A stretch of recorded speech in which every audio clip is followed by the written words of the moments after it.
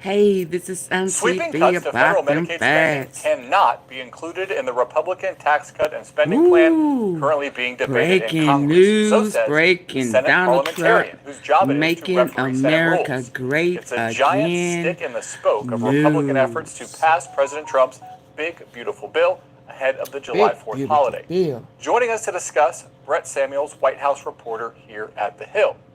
Trump has this event planned at the White House today meant to pressure these wobbly Senate Republicans to fall in line.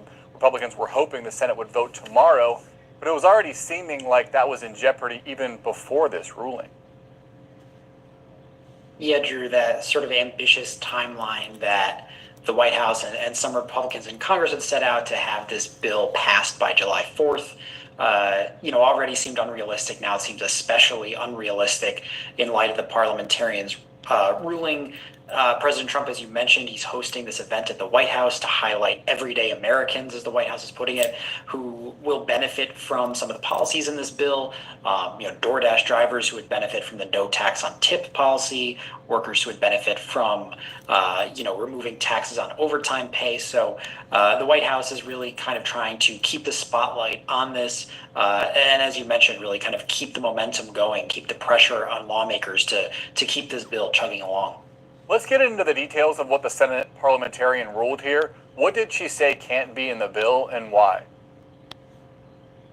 Yeah, so the parliamentarian ruled around these Medicare spending provisions. Essentially, there was language in the bill that would have capped federal spending at the state level on Medicaid programs.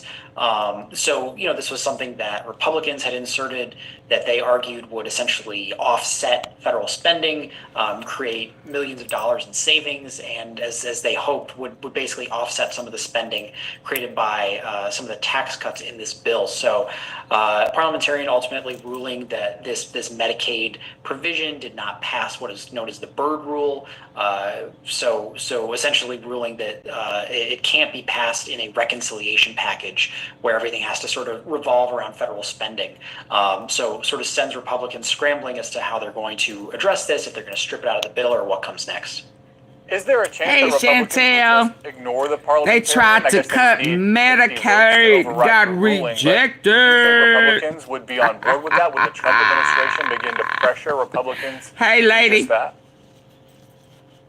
Yeah, I wouldn't be surprised if we see the White House sort of go after the parliamentarian. Obviously, President Trump, no stranger to just going on offense and attacking anyone who sort of stands in the way of his agenda. But as you mentioned, it would require a majority vote in the Senate. That would require, almost all Republicans to vote to overrule the parliamentarian.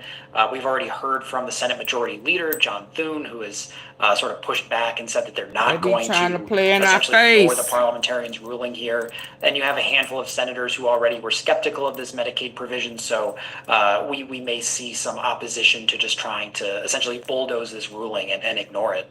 Yeah, I'm wondering how it impacts the internal dynamics inside the GOP. There were already, as you said, some Republicans concerned about Medicaid cuts. Okay, perfect. Now they have to take them out. Yeah, sort of a win for some of those senators, Josh Hawley from Missouri, Lisa Murkowski from Alaska, Susan Collins from Maine, were among those who had expressed reluctance and skepticism about that's why I'm laughing. In the bill that would reduce You're blocked. reduce Medicaid. What do you used to say? You're fired. So you're blocked. Certainly those senators, I think, maybe fake, are going to take this as a win, wars. and this way they don't have to continue to maybe push back on legislation that their colleagues were going to support. As far as the internal GOP dynamics, I think it's really interesting to watch what will happen here, because you have some senators, I think, who are relieved and are fine stripping this out of the bill and sort of going forward without it. But obviously, this was in a version that had passed the House. House dynamics very different than on the Senate side. The margin is very slim in the House. So this really does put a lot of pressure, I think, on Republican leadership in the White House to sort of go to the drawing board and figure out what the best way forward is to satisfy the various factions in the party. Yeah, and you already had some members in the Senate, also in the House, who were saying that this bill wasn't cutting enough from Medicaid. So now the notion that it might not cut anything would really cause some consternation from those fiscal hawks. Democrats are kind of spiking the football here, like it was them who saved Medicaid. That seems like a little bit of a stretch. How can Democrats take credit for this? Yeah, maybe not a direct result of Democratic efforts here, given that it was a ruling that revolved around, the rules and the procedures of the Senate. And yet Democrats, as you said, are certainly going to take a victory lap here. Democrats have really tried to sort of center their messaging around this bill on the idea that it would cut benefits for seniors, benefits for Americans, for vulnerable communities, with Medicaid being at the center of that. So Democrats, I think, are absolutely going to take this ruling and call it a win and certainly try to add it to their messaging, I think, and try to remind the public that this was something that Republicans were trying to pass, and try and kind of keep the spotlight on this idea that Democrats have argued that ultimately this bill benefits the wealthy, it benefits top income earners who are going to see a tax cut, and not those who rely on government benefits and government programs, which the GOP tried and maybe unsuccessfully tried to pass and slash. Do you have an idea of what the Republican plan is now as a result of this ruling? Are they going to go back and try to tinker with the language so that it could pass the Senate parliamentarians' muster? Yeah, I think they are going to have to go back and see if they can tweak the language potentially, try to find a way to get some kind of cut here into the bill, because as you said, Drew, you have lawmakers who already were a little frustrated that didn't go far enough as far as funding cuts and spending cuts to government spending. You have lawmakers who were frustrated by how far this provision went. So they are going to need to, I think, try and find some kind of middle ground here. It will be hard to just abandon this provision entirely, because that would eliminate a big pay for, as it's called, that would sort of offset some of the spending in this bill, and that would frustrate fiscal hawks. So it really does sort of, I think, send Republican leadership back to the drawing board, and they're going to have to figure out how best to satisfy the different parties here. Lots and lots of work to be done before the July 4th holiday, the self-imposed deadline that Republicans put in to get this legislation done, and I'm sure the White House will need to be heavily involved if they meet that deadline. We will keep you on speed dial. Brett Samuels, thanks so much. Thanks, Drew. What's next?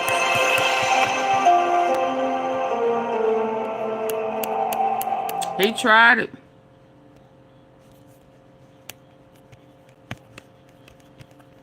Well, Pete Hegseth was reported to have had such a severe drinking problem while working as a weekend morning host at Fox that he promised Republican senators that he would not drink if they voted to confirm him as Secretary of Defense. And so we're just going to have to assume that Pete Hegseth was stone cold sober today when he said something that sounds like it belongs. He always tried to. Central TV series. He thought since he did that fake war, and President Trump, that's why he was trying to make the most complex the news and people secretive say military operation in history. calling them fake news and stuff. It's the kind of thing Because he knew he was going to be surprising for him to wanted say to make it if seem still like he had had his done job something at great. Fox and was drunk at a hotel bar. In 2017, a police report about Pete Hegseth being drunk in a hotel bar said that Pete Hegseth Always told doing the police, something quote, that sneaky. he was buzzed Plotting. but not intoxicated during an encounter with a Republican woman who, after spending time in Pete Hegseth's hotel room, filed a complaint with Monterey police claiming that she was And raped. he lost, he No had criminal charges were a filed after the police investigation. SA. I'm going to play And it in none a of that minute. information bothered Lawsuit. Republicans in the Senate in any They ain't way when it finished came suing him. time to vote for Donald Trump's selection of Pete Hegseth as the Secretary of Defense. But all of those senators, all those Republican senators knew that as Secretary of Defense, Pete Hegseth was going to sound like a character in drunk history.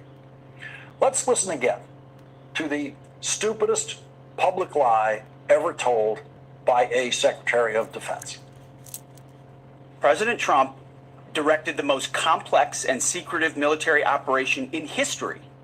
Exactly. Now, some secretaries That's of probably defense, why old boy particularly talking during the about Vietnam him War, found themselves pardoning him, telling getting a pardon. worse lies, more important lies, about their plans to win the war that we lost decisively.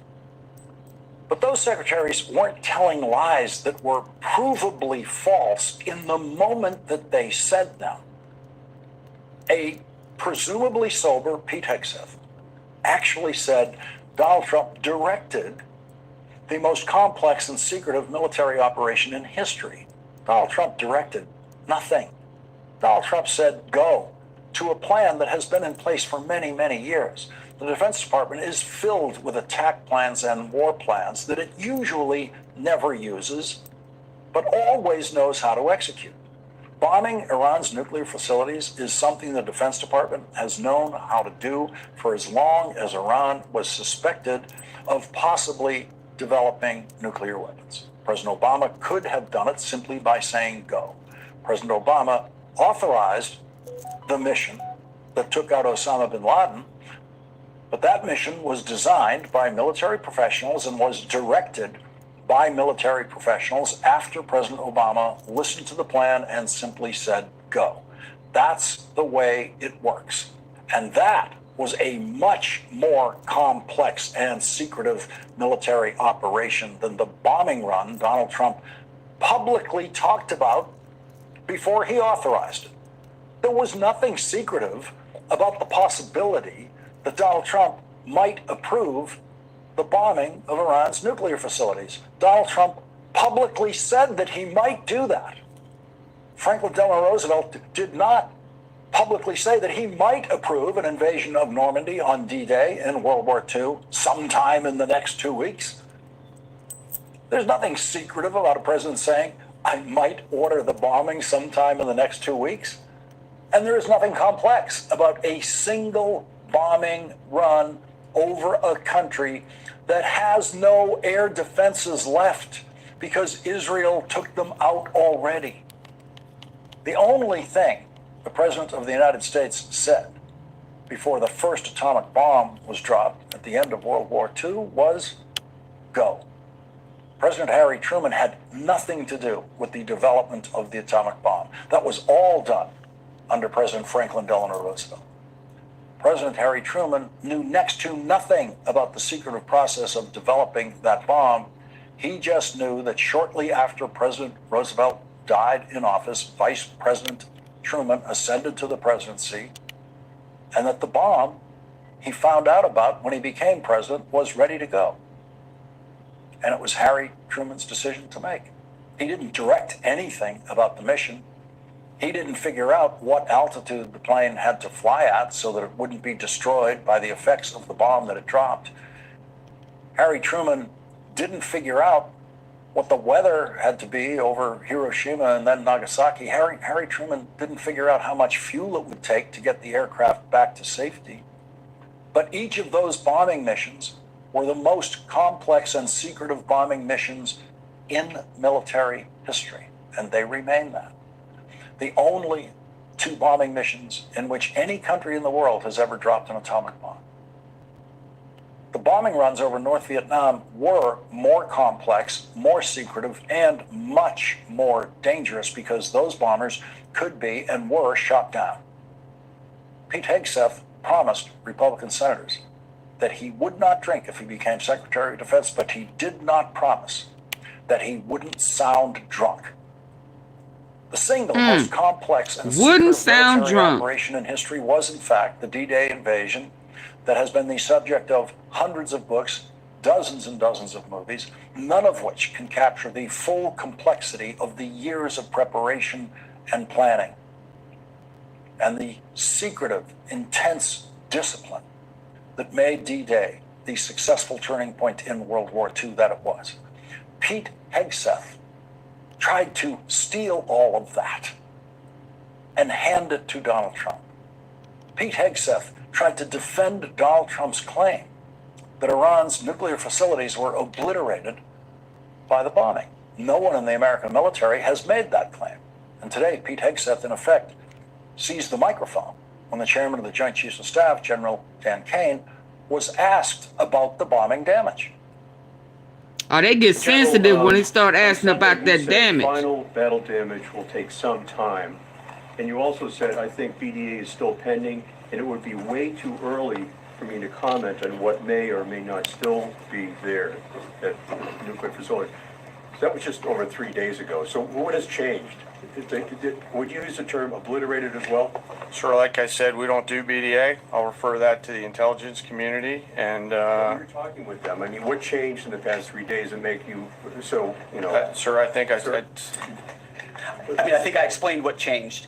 There was a great deal of irresponsible reporting based on leaks, preliminary information in low confidence. Again, when It came out of Donald Trump's mouth first. they do it with an agenda. And when you It came out of Trump's mouth first. Assessment, but just a little portion that makes it seem like maybe the strike wasn't effective, then you start a news cycle. He shouldn't have said Washington Post, it was Fox obliterated. News, or He said CNN that or 5 minutes MSNBC. in. Start a news cycle that starts to call into question the efficacy. He shouldn't have said nothing. That's why. So you bring the chairman here, who's not involved in politics. He didn't do politics. That's my lane to understand. He and should translate not and have talk about said those types of nothing. things. He got So the ball I can use rolling. The word obliterated.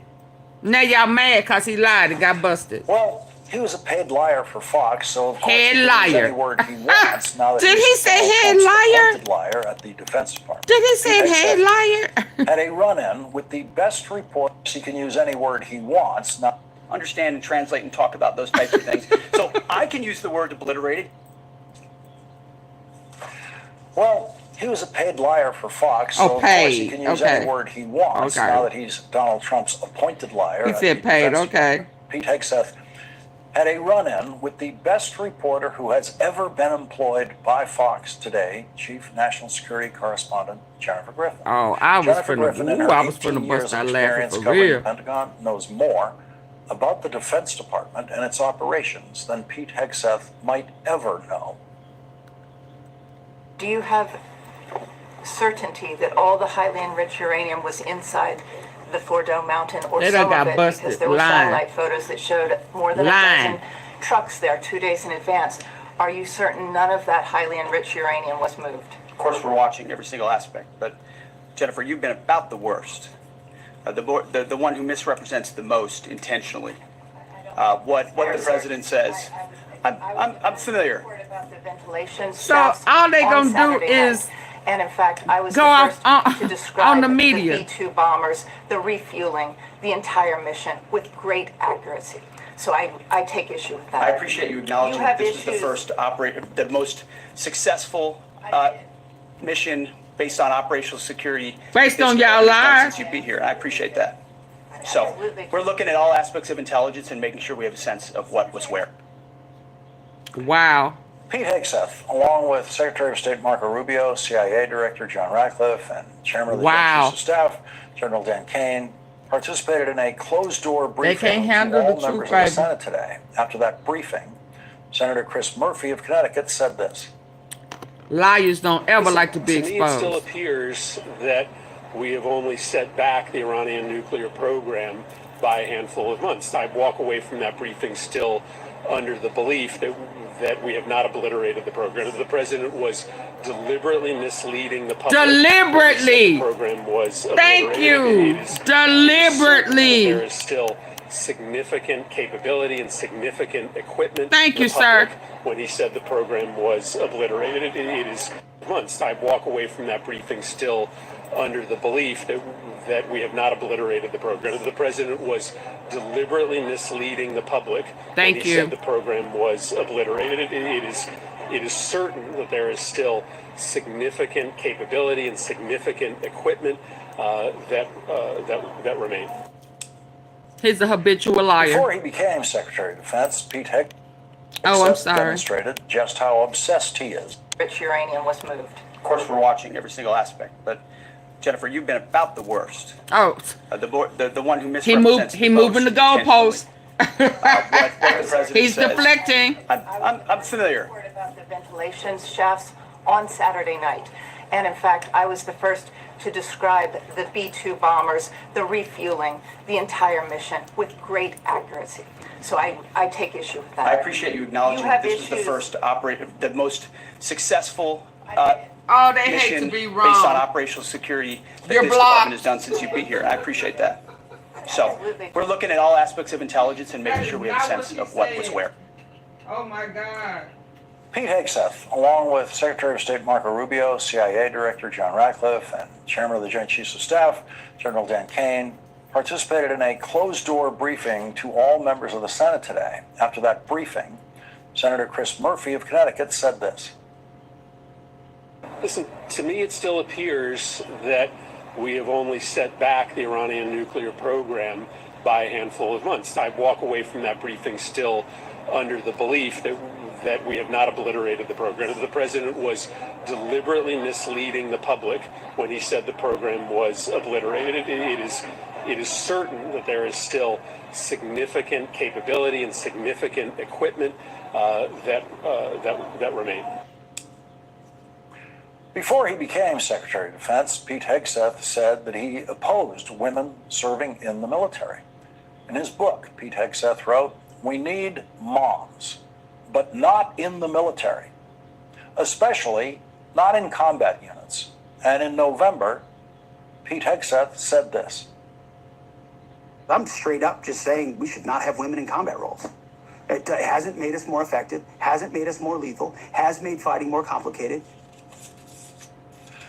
And once again today, Pete Hegseth demonstrated just how obsessed he is with trying to keep women out of combat roles by refusing to acknowledge the women who actually participated in the bombing mission in Iran. Why not acknowledge the female pilots that also participated in this mission? The early messages that you sent out only congratulated the boys. So when I say something like our boys and bombers, see, this is the kind of thing the press does, right? Of course, the chairman mentioned a female bomber pilot. That's fantastic. She's fantastic. She's a hero. I want more female bomber pilots. I hope the men and women of our country sign up to do such brave and audacious things. But when you spin it as, because I say our boys and bombers as a common phrase, I'll keep saying things like that, whether they're men or women. I'm very proud of that female pilot, just like I'm very proud of those male pilots. And I don't care if it's a male or a female in that cockpit, and the American people don't care. But it's the obsession with race and gender in this department that's changed priorities. We don't do that anymore. We don't play your little games. Boys and bombers.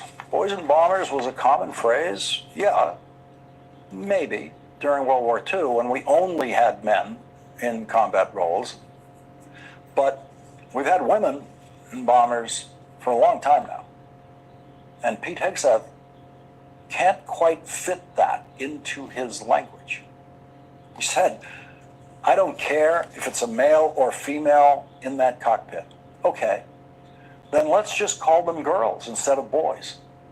Or even better, let's call them what they really are, men and women. America was offered an opportunity today for all of us to do an intelligence assessment of Pete Hegseth. And for most observers, once again, Pete Hegseth failed that intelligence assessment.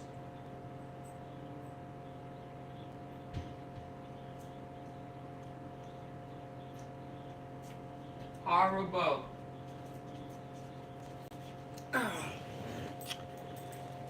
What's next? Endless legal night. I'm jumping around. Let's see what this one is. Is this today? Oh yeah. This it. Chantel, if you still here, I think this it. Keep on suing. I'm Lisa Rubin, and on this episode of Can They Do That, I'm joined by three of those leading the legal pushback against the Trump administration. State attorneys general. I'll go from left this not it. to right.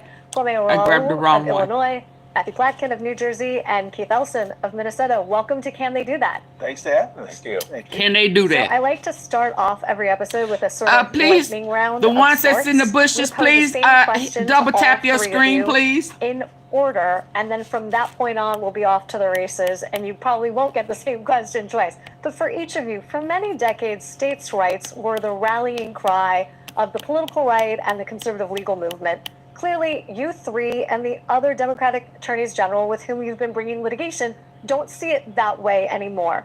Why should Americans of all political stripes care about state sovereignty, which is a concept that many people, particularly on the left, haven't thought a lot about in the space of thinking about threats to democracy and the rule of law? Attorney General, I'll start with you. Well, first of all, the states and the state governments are most connected to the citizens of the state. And so we touch the citizens on everyday issues. And so having that autonomy to govern and not be preempted by the federal government or commandeered by the federal government is important for us to respond to the day-to-day needs of our constituents. Attorney General Papkin? I think it's fair to say that today, your rights and privileges as an American citizen vary based on what state you live in. So if you want to be free from gun violence, if you want to make sure you have access to reproductive health care, if you want your kids to get a quality public education, all of those are meaningfully different depending on whether you live in a state, frankly, with attorneys general like us or not. And so that, when they created the Constitution and gave power to the states on law enforcement, on education, in a whole range of areas, healthcare, this is what happens when the federal government gets out of that space, and we are standing up for those rights. Is it fair to say then that you think that state sovereignty is important when the federal government cedes its role as an enforcer of fundamental and civil rights? Absolutely. This is the first time in the history of the Department of Justice since 1870, which was created, as we know, to protect civil rights of Black Americans fighting the Ku Klux Klan, that they've said they no longer care about civil rights. So it falls on states like ours to stand up and protect you, and that's what we are collectively doing. Attorney General Ellison, what would you add? Well, I'll just add that there is an important role for the federal government to protect rights of everybody. Your right to equal protection and due process shouldn't depend on what state you live in. But at the same time, we do have different regional, cultural norms from different state to different state. And it's appropriate for states to be able to be that laboratory of democracy, to try some things.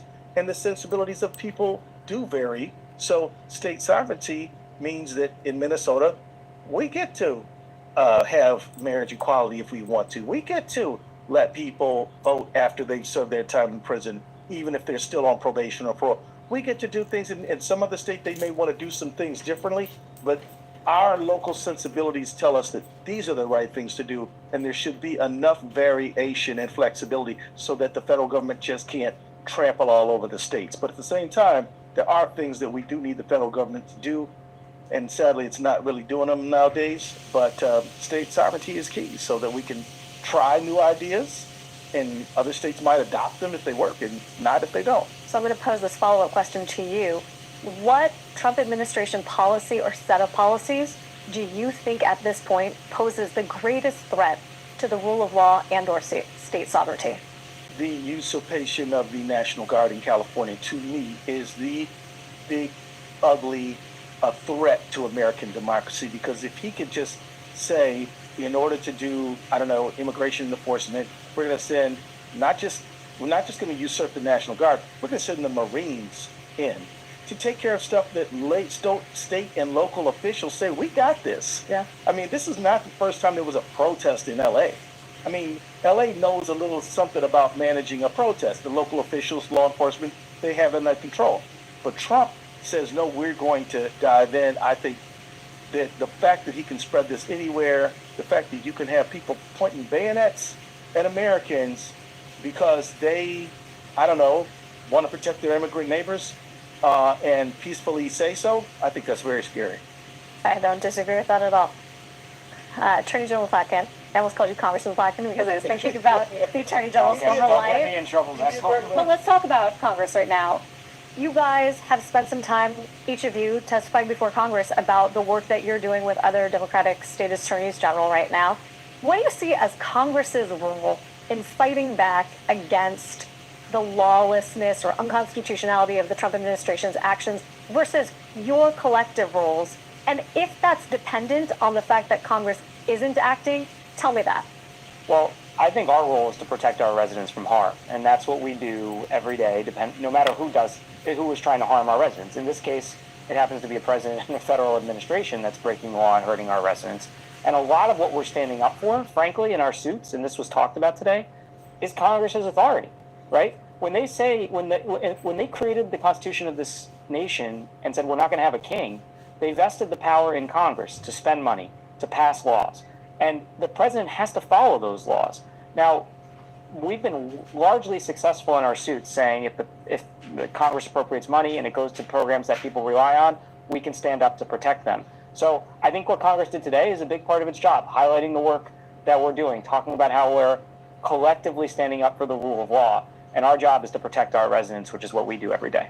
All four of us know the answer to this question, but I want to demystify this for our viewers. Why isn't Congress suing itself? Why don't people like Senator Durbin and Congressman Raskin bring those suits to protect their own constitutional authority to appropriate? Because courts have said it's been on standing to bring it on their own. So we step in and stand and have standing, meaning we can bring a lawsuit in court to say that when Congress passes money so that people get health care or educational services or law enforcement, the president can't just decide on a whim that he doesn't want to spend the money, which is the core theory in a lot of our suits.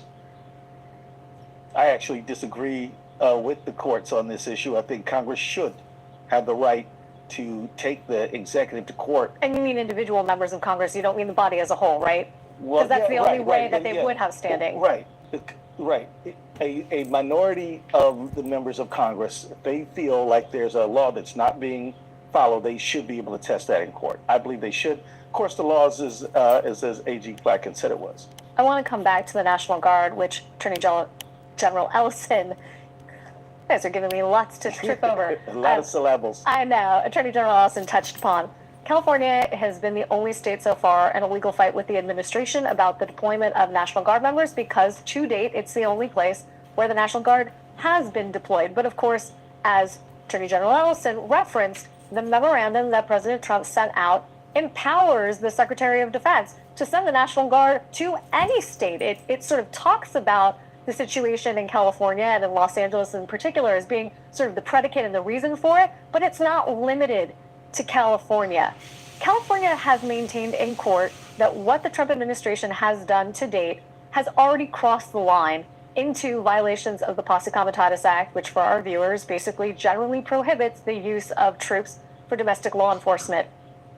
You've talked about your family's own immigration journey, and in light of that, I'm interested in where you think the line is between permissible and unlawful uses of the National Guard or even other troops like the Marines with respect to either protest activity or immigration enforcement.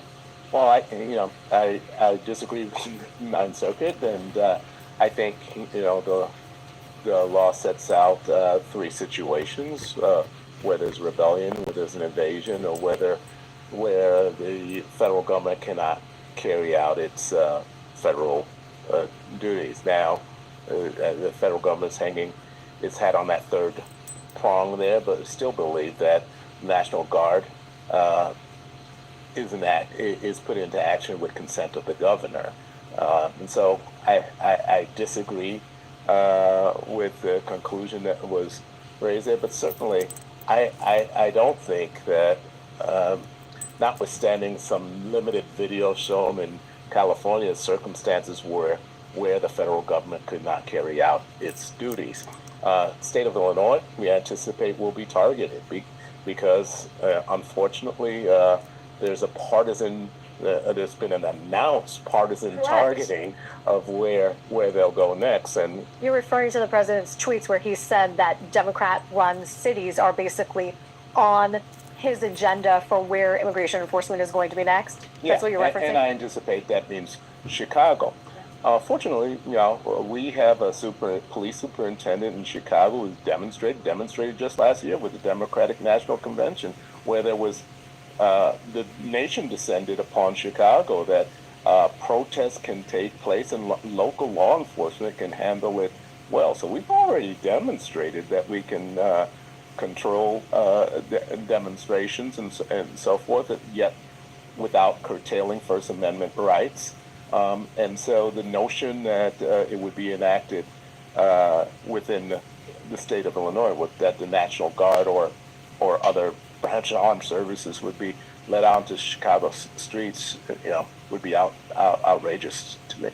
I want to pivot from that to something we were talking about before we started, Attorney General Ellison, because you were saying that one of the aspects of the federalization of protest activity, immigration enforcement by using National Guard, aside from that, one of the things you find most disturbing is the use of masked ICE agents in these enforcement situations. And I can understand why you're concerned about that. There are federal regulations that say that ICE agents are required to identify themselves at the time of arrest or as close in time as practicable given exigent circumstances. And yet, again and again, we're seeing video of masked ICE agents, Border Patrol, people who are marked simply as police. It's not clear what agency they're with. What role do the attorneys general have to play with respect to that issue? Is there anything that you can do from where you sit to bring litigation, for example, about that? Well, we can make a demand. We can argue that there's some aspect of due process of law that requires that legitimate law enforcement authority identify itself. Again, I've done a little bit of cursory research on this issue, and I don't know if there's any prohibition against ICE wearing masks, right? I haven't found the statute that says I can't wear a mask or anything like that. I don't think I should have to find that. I think it's just clear that in a society, a democratic society based on law, the people who enforce the law are carrying out a legitimate function unless they're not. And what I mean by that is governmental overreach, people operating outside the bounds of law. How do you stop a police state from emerging in a democratic society? Well, one thing you do is you have accountability in law enforcement. And that means that we should know who they are. I mean, think about it. If you have a mask on, you could commit an act which everybody in law enforcement would say is illegal and improper, and yet you're never going to be held accountable because people don't know who you are. Right. So this is a real problem. What I hear you saying is you're not sure if this violates the letter of the law, but certainly the spirit of the regulations that say you have to identify yourself would be antithetical to masking up in an immigration enforcement situation such that you can't be identified unless you're sitting there with a microscope over somebody's badge. Exactly, Counselor. That's exactly what I'm saying. I mean, these folks, in order to be consistent with every norm of a democratic rule, you've got to be able to identify members of law enforcement. And if you can't, what does that say about the state of your democracy? It says that it's in jeopardy. This is what far right, this is what authoritarians do.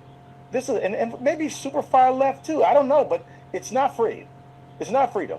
And it's not a society where, I don't know who said it, but somebody said that in a free society, the people are not scared of their government's scared of them. But when people are wearing masks, they're scared of the government. They're injecting fear. I mean, think about it. This is also good for law enforcement, by the way. Sure. Because one day they're going to run up on somebody who's not getting into your van without a fight, and in an open carry state or somewhere like that, you could have a catastrophic event, heaven forbid. So for the safety of everybody, we need law enforcement to operate in an above board way that demonstrates that they're willing to be held accountable by being identified. I want to talk about another aspect of due process that you and I, Attorney General Platkin, have talked about before, and that's the fight over the president's birthright citizenship executive order. One of the things that I think when I talk about this on air and on shows, I frequently say to the people hosting me, yes, it's about birthright citizenship, but this dispute is also about something much larger, and it's about the power of lower courts to issue what we conventionally know as nationwide or universal injunctions. Can you describe for people watching for whom this goes over their head and their eyes are glazing over, why should the public care about a lower court's capacity to issue an injunction or an order that applies all across the nation and not just in the district court that issues it, or applies even more narrowly to just the plaintiffs who have asked for it? Yeah, well, I think the birthright citizenship case is the quintessential case to understand why nationwide injunctions matter. So we just had our argument in the Supreme Court, and the federal government tied itself in knots to not talk about the merits of what they were trying to do because they know they can't defend the blatantly unconstitutional order that the president signed. But they very clearly want that order only to apply in states that have attorneys general like us that filed a suit challenging it. And so think about that if you're a resident of Pennsylvania, which is across the river from us in New Jersey, and you choose to go to Children's Hospital of Philadelphia to give birth instead of going to Cooper Hospital in South Jersey. Your child's citizenship could be determined based on that hospital choice because of who's your attorney general at the given state where you give birth. No one has ever seriously thought citizenship was decided in that way. And yet here we are with the United States Solicitor General before the Supreme Court arguing exactly that. So why Does a nationwide injunction matter? I think it matters if you live in states where you have people not standing up for your rights. Those rights are just as important if they're enshrined in the 14th Amendment of the United States Constitution. They're supposed to apply in all 50 states, right? I think the birthright citizenship case has a third important. Tell me about that. It highlights just a blatant disregard for the Constitution. What I mean by that is the language is so clear in the 14th Amendment that the president would start with disregarding an amendment with such clear language that you are a citizen of the United States if you're born here and subject to its law. So plain in its language. We have a president who said few weeks ago that he doesn't know whether he has to follow the Constitution. I think the birthright citizenship case highlights the total disregard for the Constitution that this president has because the language is so plain. Well, let's talk about that. Can I add something on that? Yeah, go ahead. One, the president swears an oath before the country where he says that he will uphold the Constitution. So for him to say he doesn't know, well, when did he change his mind? You know, that's a good question, I think. And the other one is that in 1898, the Wong-Kim Ark decision was issued, and that one found that birthright citizenship was as we know that it is. But that was in the era of something called the Chinese Exclusion Act. Yep. This country was virulently anti-Chinese during that time, and that Supreme Court, the Plessy Supreme Court, said it says what it says. So I just think Kwame's absolutely right. I mean, I want to be fair to the argument that they're making, one that I think is pretty tortured, but they are saying that the phrase in the 14th Amendment, subject to the jurisdiction of, can't possibly include all nationals of other countries, and that the case that you just invoked is really about where somebody resides or is domiciled, and that the 14th Amendment is not meant to universally convey birthright citizenship. I think the attorneys general have the better of the argument there. But yeah, we are living in something like the legal upside down when a 127-year-old decision that has never been questioned before is suddenly reinterpreted by a president and subject to an executive order. I want to ask something else about universal injunctions, if I can, for a second. And Attorney General Pack, will come back to you. You know, Congress has been discussing whether or not they can apply certain carrots and sticks to make sure that judges can't issue universal injunctions in certain contexts. But it's not clear that they're going to do that. But whether or not it's the Supreme Court or Congress that does it, if courts can't issue universal injunctions, and I mean this outside or in addition to the context of birthright citizenship, is that a potential threat to the rule of law? Like, help me make that concrete to people. What does that mean, putting aside the citizenship context? If you can't have universal injunctions, how does that threaten what we know of as our democracy or the rule of law on which it rests? Well, first of all, I didn't see Republicans in Congress having concerns about universal injunctions when Texas and other states were suing the Biden or the Obama administrations, as they did repeatedly. Look, I will say, I think I share the same concerns that Justice Kagan shares, a number of folks on quote-unquote our side share about universal injunctions. They should be limited. But there are clearly circumstances, like the birthright citizenship case, where national relief is important. Because think about it if it doesn't play out that way.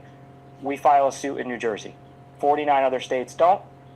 That means their citizenship, somebody just happens to live in another state, they have to find the resources to get a lawyer, navigate a complicated legal process just to protect something that post-Civil War we came together as a nation and settled the debate on in the 14th Amendment of the United States Constitution. That's really a time when we shouldn't just apply something universally.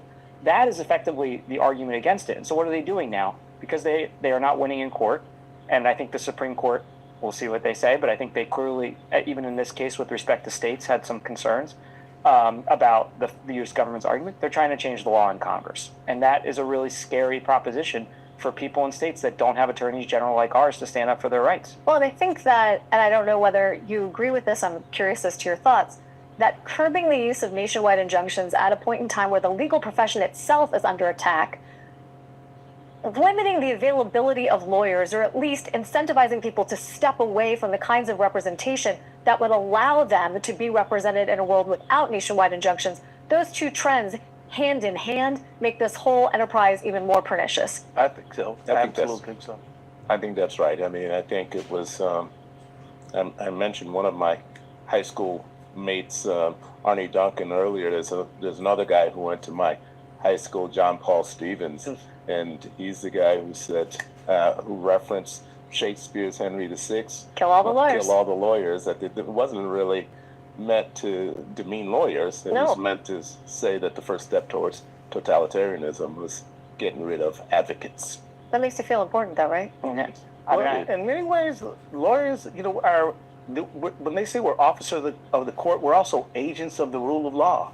And so I think I've been reminded about how much of an honor it is to be a lawyer these days. Well, let me ask you all a question, because before we started talking on camera, we were talking about how your roles have sort of two faces to them, right?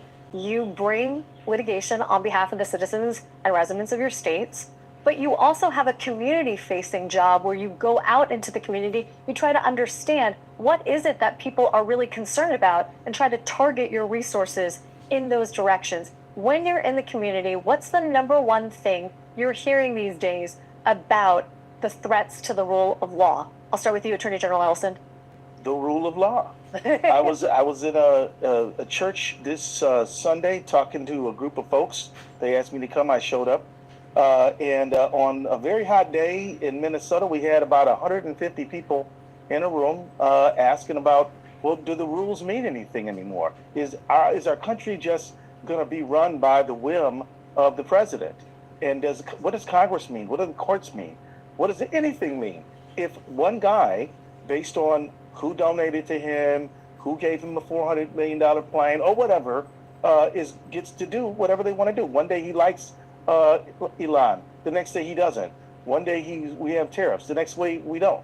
One day he doesn't like any immigrants. The next day he's going to make a carve out for agricultural and hospitality immigrants. And then he's going to go back on. And then he goes back on. Right. So that is the essence of what people are really concerned about. And this spans the globe. That's what people. That's what I'm being hit with. And of course we're dealing with transgender issues, immigration issues, diversity, equity, and inclusion issues, but the general prevailing sense of utter chaos and whimsical rulership, those are the things that. Well, let me push back on that for a second with your own words. Yeah. When you testified before Congress, one of the things you said was that you tell people in your state that we are durable enough as a nation to withstand this presidency, or rather, nation is durable enough to withstand the threat that Donald Trump poses to our democracy if we are durable enough. Right. Who's the we in that calculation, and what does it mean to be durable? Well, durable means to be able to sustain knocks such as the president is doing to the United States right now in our government. And who is the we? The we is actually, in my view, the we is pretty expansive. It's the people of the United States. It's the Attorney General. We'd like to get some Republicans on our side. We really would. It's Congress raising the issues and having hearings like they did today. I want to commend them for that. And it's also, quite honestly, it's the press. Every politician knows that, we kind of go back and forth with the press, but it is deeply disturbing to me that he's going to cut off funding for PBS and NPR, challenging the licenses of different stations. I mean, who's going to shine the light on them if the press cannot criticize this guy? Punishing protests, that's the we that I have in mind. Are we in a constitutional crisis, Attorney General Blatkin? You and I have had this conversation before. Yeah. A couple months later. Yeah, I think it's hard, it'd be impossible for me to say no, given that we've had the president, the vice president, the attorney general, and their representatives in court openly either defying or threatening to defy court orders. I think the Constitution and the people of this country are not going to accept that type of defiance. But to the question you asked, Keith, what are people concerned about? I think this concept of rule of law, or as Stephen Miller, I love, he calls it a judicial coup. Like, no, they're already in charge. That's the way. That's the way the Constitution is set up. It's been that way since Marbury versus Madison. That's right. But what are people concerned about? And this concept that can be so abstract. Well, they're concerned about that the president, as Keith said, can wake up and change things that affect their lives arbitrarily, simply to punish for cruel reasons. I had a mom come up to me at my son's soccer game, almost in tears, because her son has autism. And she said to me, Matt, the only time I don't feel like I'm just going to break down crying is when I take my son to school and I know he's getting good care. She said, can they really take his one-on-one aid away? Which is what they're, of course, threatening. I know Secretary McMahon doesn't know what IDEA is, but that's what IDEA funds. Right. You're talking about the Individuals with Disability and Education Act. Correct. So the rule of law says when Congress passes funds so that kid gets that aid that gives that mom a moment of peace, the president can't yank it because they don't like New Jersey or Pennsylvania or Minnesota or Illinois. Well, That's let's what the talk rule about of law that for a is. second, because one of the things that you guys have been fighting about right now is about restoring or preserving existing sources of funding that, of course, were enacted by Congress subject to their annual appropriations process. We're about to go through that again. And in fact, right now, the president is pressing for the passage of his one big beautiful bill that might change a number of line items here. What happens to the fights you're fighting in a world where, let's say, IDEA funding, which is congressionally authorized, meaning there's a statute that says there's an Individual with Disabilities and Education Act, when those line items for the actual funding streams that authorizes are dissipated or evaporate from future appropriations bills, how then do you best protect the residents of your state who are demanding that the federal government continue to provide the services on which they rely? Well, I think it's important to note that the lawsuits that we filed because the policies in the federal government's actions were pursued illegally. You talk about a dual role that we have. We have the role of the bully pulpit, and we have the role of filing lawsuits. We have to have standing, and there has to be harms to our clients, our states, the people of the state. If Congress has the audacity to carry these things out in the legal manner, yes, our playing field changes to some extent. That doesn't mean we leave our bully pulpit to the side. But let's talk about the changes in the playing field. I mean, I have to imagine when I think about this movement that you three are a part of with a fluctuating coalition of 18 others, Democratic attorneys general, right? There's somewhere between 12 to 21 of you in any number of these lawsuits. When you get together and you're talking about your strategic priorities and the things that are worthy of your investment of time and resources, in the event that that playing field changes, what does that do to the nature of your coalition, the litigation that you pursue? Putting aside the bully pulpit and not to diminish the importance of it, what does the future in court look like for folks like you if some of those funding fight opportunities go away? Well, there's still a lot of things that we're going to be fighting about.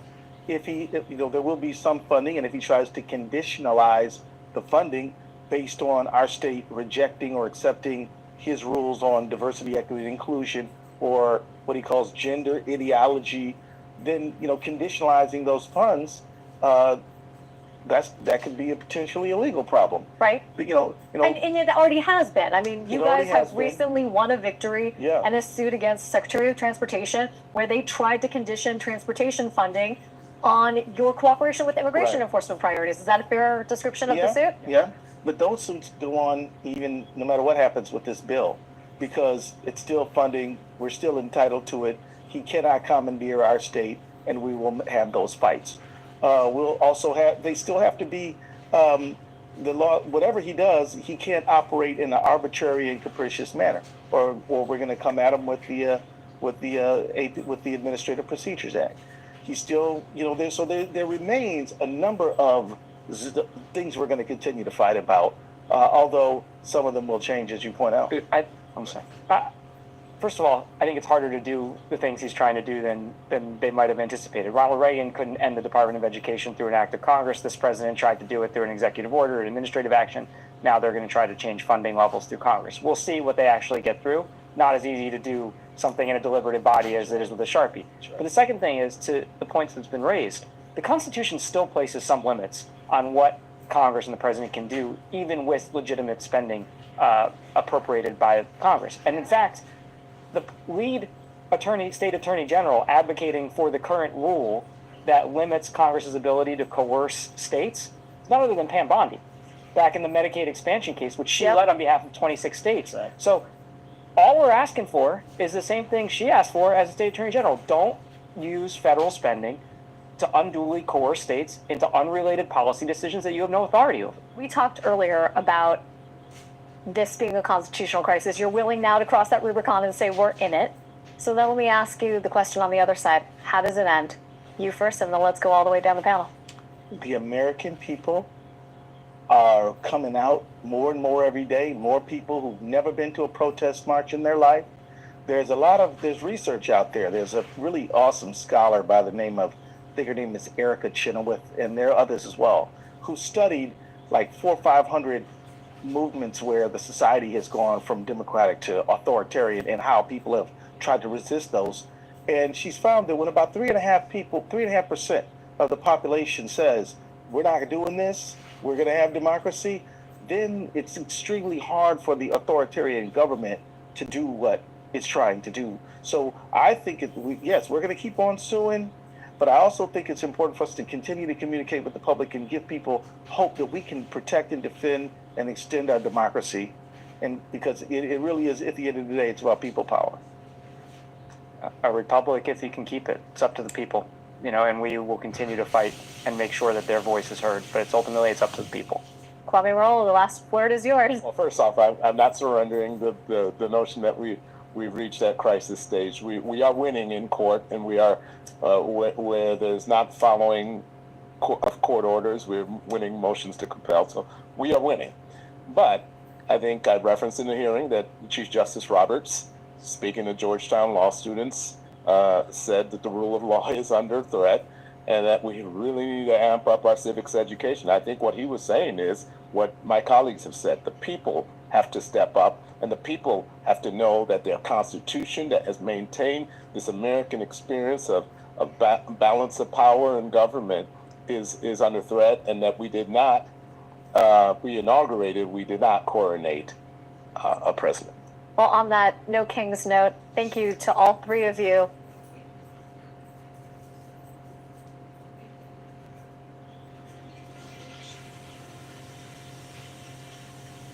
Ooh, that was deep, wasn't it? What's next? Let's see this one. So there has been a scandal at the Pentagon every single day since January 25th. I mean, every single day. Because every day since January 25th, Pete Hegseth has been the Secretary of Defense. And some days, that scandal is more jarring than others. Like today, when the country and the entire world really turned to the Pentagon, tuned in this morning for an update on the outcome of the U.S. strikes on Iran. And instead, they got this meltdown. Let's go. In hunting for scandals all the time, in trying to find wedges and spin stories, this press corps and the press corps miss historic moments. Because you cheer against Trump so hard, it's like in your DNA and in your blood to cheer against Trump. So let's take half-truths, spun information, leaked information, and then spin it. Classified information is leaked or peddled for political purposes to try to make the president look bad. But just a little portion that makes it seem like maybe the strike wasn't effective. If you want to know what's going on at Fort-O, you better go there and get a big shovel. Well, he didn't go there and get a big shovel. That was from Defense Secretary Pete Hegseth. So how did he know it was until successful? recently If he a didn't Fox go and News get a big anchor. I shovel. don't know what was in his coffee this morning because that took place at 8 a.m. Now, if he So we behaved supposed like to that on believe Fox him. News, even many of their viewers, many of their loyal viewers, might have been alarmed. But he's not a Fox News weekend anchor anymore. He is the Secretary of Defense, and he was speaking from the Pentagon. He was answering questions about a series of recent reports based on intelligence from inside Hegseth's own agency that say Trump's strikes on Iran did not obliterate Iran's nuclear sites, like Trump has claimed. Intelligence analysts from the Defense Intelligence Agency, again, the Pentagon's own intelligence arm, said that Saturday's U.S. strike did not destroy Iran's stockpile of enriched uranium. And the best question of the day on that reporting came from a former colleague of Secretary Hegseth, Fox News reporter Jennifer Griffin. Do you have certainty that all the highly enriched uranium was inside the Fordo Mountain, or some of it, because there were satellite photos that showed more than a dozen trucks there 2 days in advance? Are you certain none of that highly enriched uranium was moved? 2 days in advance. That is kind of the question right now. It is the question. And the satellite imagery she's referencing from days before the U.S. strike shows a line of 16 cargo trucks, you can see it right there on the screen, lines up at the entrance to the underground nuclear site the U.S. bombed. But it's not even just the photos, which everybody can see. Earlier this week, 2 Israeli officials with knowledge of the matter told the New York Times that they had intelligence that Iran had moved nearly 900 pounds of enriched uranium from the site in the days before the attack. Let's repeat that. Are you certain Just a none of moment. the highly enriched uranium was moved? Is the question of the moment.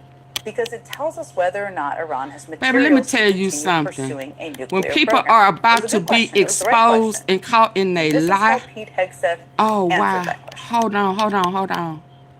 Hold on. Are you certain none of that highly enriched uranium was moved? All we asked is, are you sure? We didn't ask for you to provide no evidence. You was just asked, are you sure? We was just wanting to know, since, you telling us the only way we would know is that if we go down there and dig it up.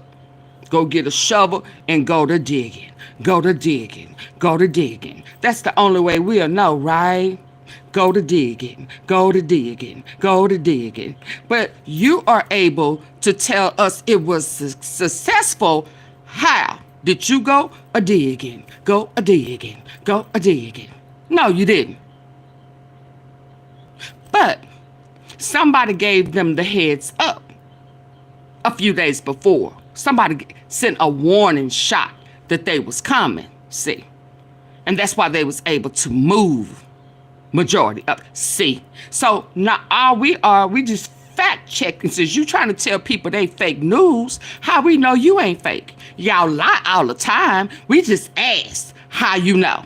Is there, y'all, they leaving now, ain't they? Yeah.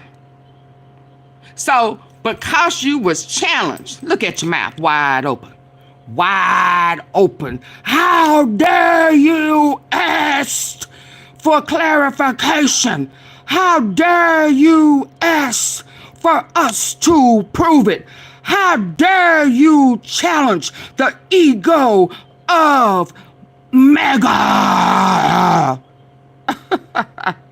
This attitude right here is how we know y'all lied.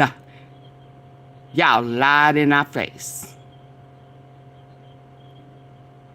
Y'all was doing shaky business behind the scene and got busted. Yeah, I just had to put that out there like that. Like that right there, right there. Yeah. Can y'all hit the like button? Yeah, hit the like button. Y'all been taking L's all week, ain't you? It was a good question. It was the right question. It was the right question. And this is how Pete Hegseth answered Look at that. him. Are you certain none of that highly enriched uranium was moved? Of course, we're watching every single aspect, but Jennifer, you've been about the worst. Oh, what? The one who misrepresents the most intentionally. So this is just unbelievable. So such a narcissist. You had to make it her fault. Cause y'all got caught in a lie. Cause y'all can't prove what y'all said. So now it's somebody else's fault. Your daddy taught you how to do that. That's why y'all got egg on y'all face. That's why y'all got egg on your face. Yeah, that's why y'all got rejected. See, y'all was trying to push this right here, so that y'all could get that big, beautiful bill because I'm the greatest. I look what I did. I see. What was a ceasefire? Denied. That got denied, and this bill got denied. Come on, you need one more. Oh, he getting sued for sex assault with that lady. Oh, that's coming too. Y'all stay in here. Yeah, so I can give you strike 3. Happy 4th. It's coming, ain't it? Jennifer Griffin is a tough reporter. I've been on the other end of that, and she's a person who relentlessly presses every administration because that's her job. That's her whether job. they're Republicans in power or Democrats in power. It's, of course, actually Secretary Hegseth who has been misrepresenting things intentionally for months now.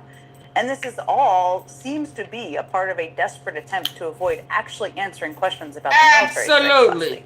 Busted. That kind of evasiveness is a hallmark of his time at the Pentagon. It's not a one-off this morning.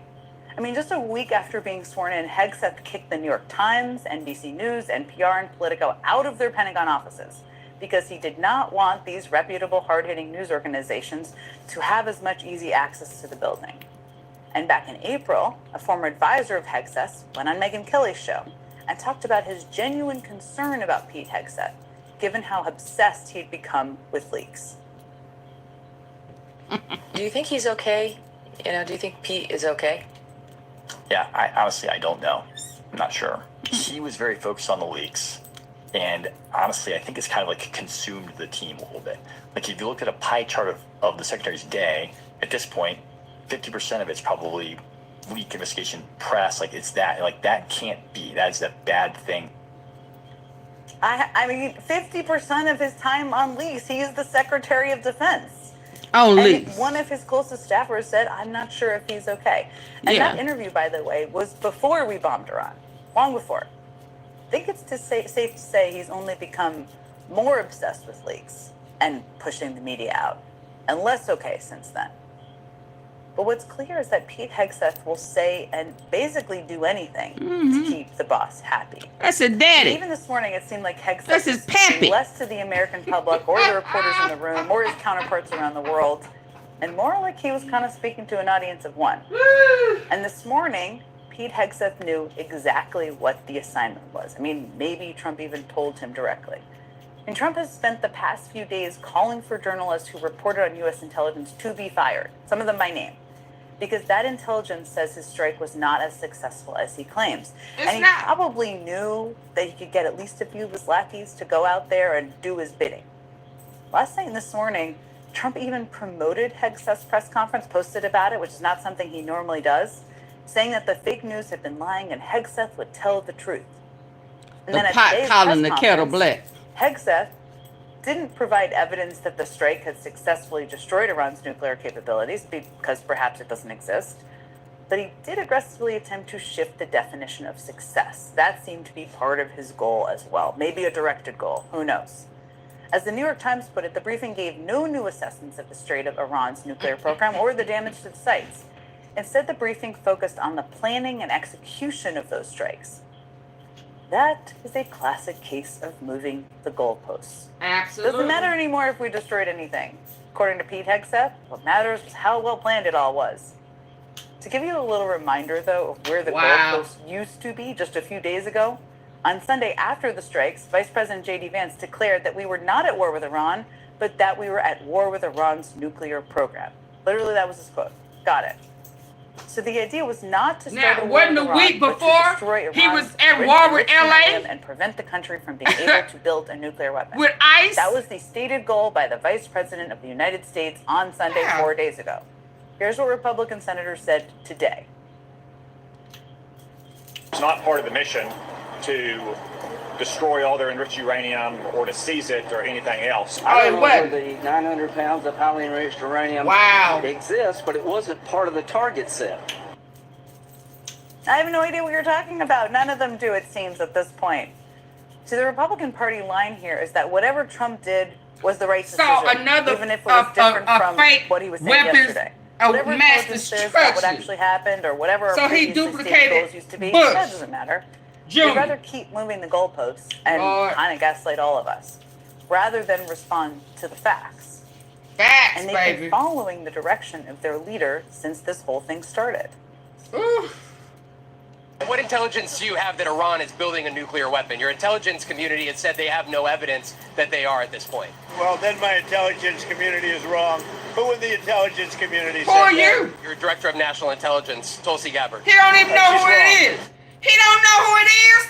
Back in March, Trump Director of National Intelligence, what they're referring to, which you probably all remember, but she told the Senate Intelligence Committee that the U.S. intelligence community did not believe that Iran was building a nuclear weapon. Then a few weeks ago, Tulsi Gabbard posted this kind of weird, strange, bizarre, straight-to-camera video on her personal Twitter account.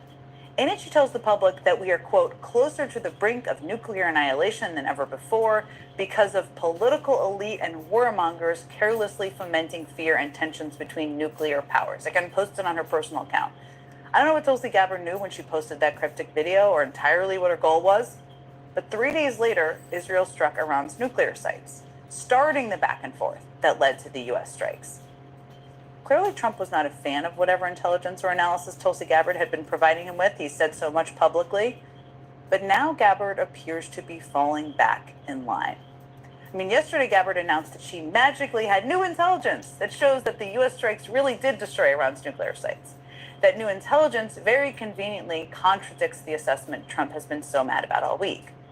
Now, new data means analysis can change, and the intelligence on this matter is evolving. But the thing is, Tulsi Gabbard has a huge credibility problem here for a range of reasons, including the fact that back in March, Trump claimed that a Venezuelan gang was perpetrating an invasion of the United States at the direction of Venezuelan President Nicolas Maduro. That claim, that a foreign government was invading the United States, was the legal basis Trump needed to invoke the Alien Enemies Act and deport people without due process. That's what they were leaning into. But there was a huge problem. That claim wasn't true. In May, a declassified intelligence report contradicted Trump's claim, saying that the U.S. spy agencies did not think Venezuela's president controlled this gang at all. A few weeks later, we learned that Gabbard fired the leaders of the intelligence group who wrote that report. Who told the truth? Days after that, the New York Times reported that Tulsi Gabbard's top the person aide who told the had truth ordered intelligence got fired. analysts to rewrite the report to make it look better for Trump. All that was reported just last month. And now, a couple weeks later, we are supposed to believe that Tulsi Gabbard, the same person I just described, suddenly has magical new intelligence that says exactly what Trump wants it to say and contradicts the previous U.S. intelligence assessment from a few days ago. But Pete Hegseth and Tulsi Gabbard are uniquely unqualified for the incredibly serious and important roles they have. Their behavior can be so bizarre at times. Mega need to change their acronyms. So it ain't making America great again. It's making America lie again. So this they just all liars. They took an oath to lie. You got to be a liar to be in this cabinet. If you have a problem with integrity, telling the truth, you're fired. Oh my God. What this reminds me, if you in here, this reminds me of what happened yesterday when we found out in Frisco that they done altered the video footage. Yeah. Altered that video footage so it could not tell the truth of what happened at that park, that track and field. Yeah. This is what Maga is now, making America lie again, making America be deceitful again. Yeah, I see, I get it. Almost funny, but the stakes here couldn't be higher. So the facts matter and the people in charge matter. And whatever we saw this morning was a that's my rules. You have a problem with that bean dip? It definitely wasn't what the American people deserve when we just military. Hold on, let me pause. Yeah, you want me to make it 20 minutes? I can make it 20. Because you're not entitled over here. Okay, bean dip?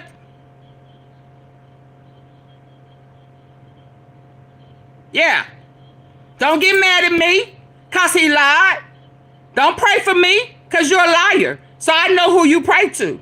You're okay with demonic spirits. Evil. Yeah. Yeah. So the intelligence lie. Everybody lie except this cabinet. Is that what you're telling me? Man, you better back up out of here. You better back up out of here. Yeah. President Trump directed the If most you don't like my complex and guidelines, secretive military leave. operation in history. You're not entitled over here. Pete Hegseth would like a word. Maybe he's not exactly a historian either.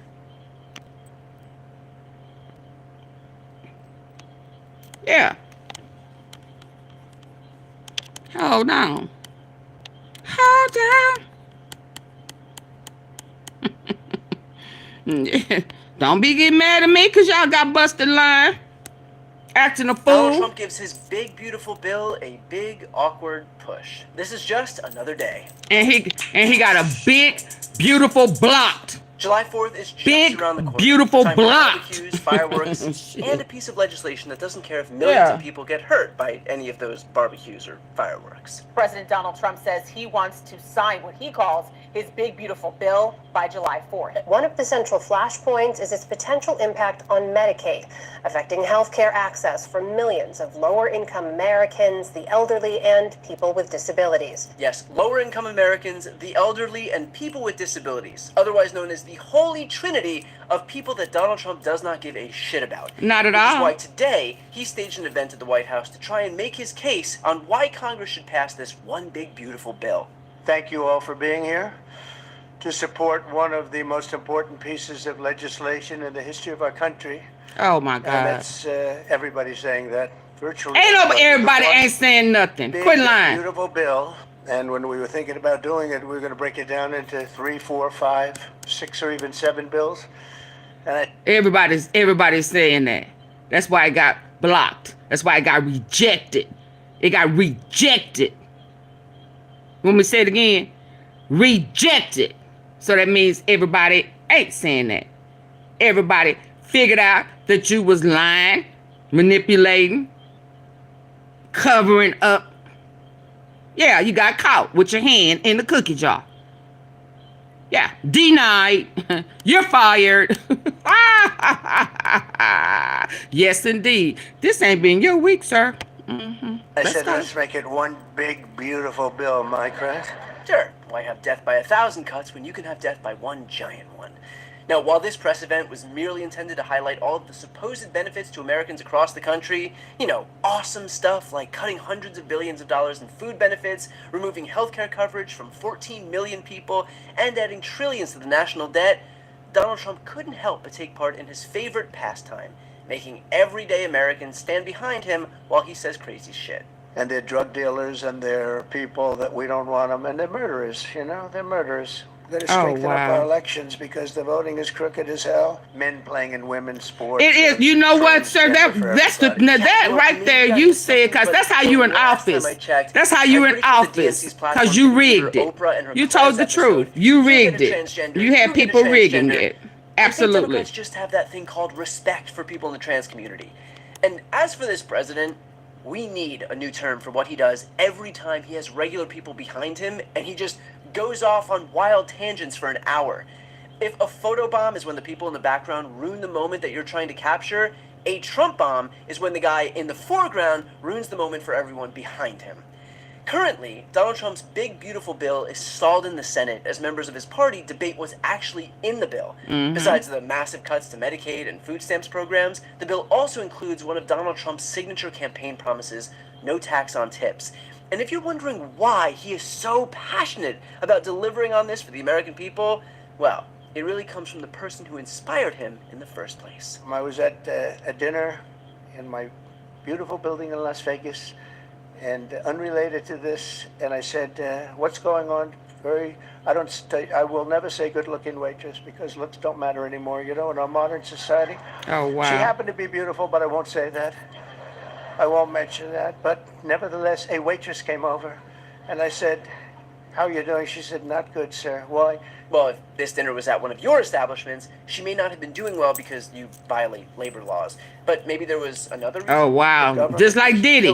Just like Diddy.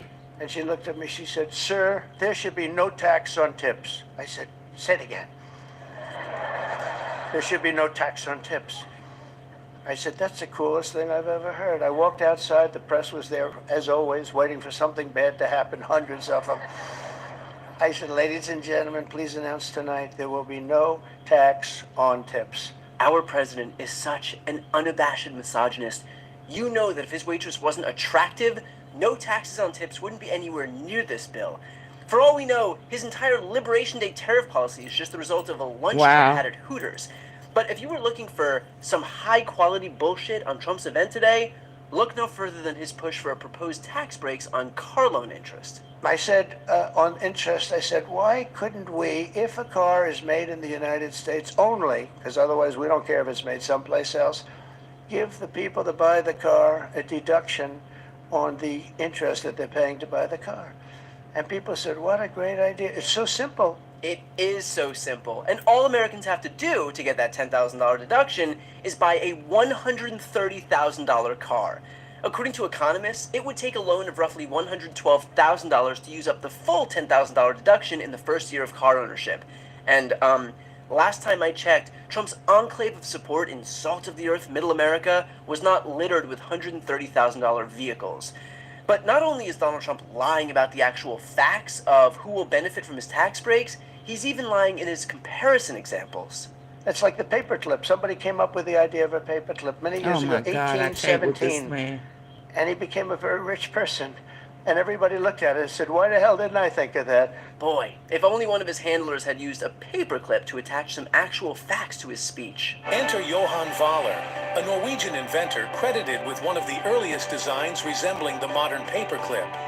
In 1899, Vaaler patented a paperclip design featuring two circular loops joined by a spring-like wire, allowing it to grip paper securely. Despite Vaaler's efforts, it was the American inventor William Middlebrook who would make significant strides in the development of the paperclip. In 1899, Middlebrook patented the gem paperclip, a design that would become iconic in offices worldwide. How fitting that the example Trump used is not only factually inaccurate, but also one of someone who didn't come up with his own idea, but merely slapped his name on products that had already been around for years. Sound familiar? Yeah. Donald Trump's endless stream of lies may play well as sound bites, but when it comes time to actually get the bill passed, there is this unfortunate thing called rules that keep getting in his way. Today, Republicans trying to meet that deadline hit another hurdle when the Senate parliamentarian determined a key Medicaid. I've been arguing about people not following rules for how many weeks? I guess it's hard for people to follow the rules here because Dumpy Trump don't follow rules. I get it. I'm beginning to see why people. I get it. Let's go. Paid provision I'm cannot sleepy. be included in the bill. Shit. Senate Republicans were hoping to use the proposed cuts to Medicaid to offset the cost of the bill's tax cuts. Several Senate Republicans expressed frustration that this could delay a vote on the bill. Wow, those poor Republicans must be so frustrated with the political process. Mm-hmm. I mean, not as frustrated as, say, an average-looking waitress having her financial hardship ignored by Donald Trump, but frustrating nonetheless. Yes, the nonpartisan Senate parliamentarian plays a crucial role on what can and can't be included in this fast-tracked bill if the Senate wants to pass it with a simple majority under what's called reconciliation. So people on the right will either have to go back and fix the bill, or... Why is a woman who's unelected, by my account, she may be one of the most powerful unelected bureaucrats in Washington, D.C., having any say in this? Republicans can rebuke her. They don't have to listen to her. I think the first order of business would be to fire her. The problem with the route that they're taking to get one big beautiful bill passed is it's the reconciliation route. It's the it's going through these procedures that are Senate rules. These are Senate rules. It's not like this is a Constitution rule. They make this up, so they have to play by the rules that they're doing, and that's biting them in the behind right now. The behind. Wow, for a guy who seems quite cool with dismantling the rules that keep our democracy intact, he's really hell-bent on sticking to some strict obscenity rules on television. Look, on Independence Day, there are going to be a lot of fireworks going off based on how Trump's bill shakes out. If he gets his way, it'll be the classic red, white, and blue celebratory kind in the sky. Mhm. But if Republicans don't get that bill on his desk, I have a feeling Trump is aiming those fireworks toward Congress. Good thing he doesn't see anything wrong with a little mayhem on Capitol Hill. But this is a major moment for the Republican Party in showcasing how much they care about the rules.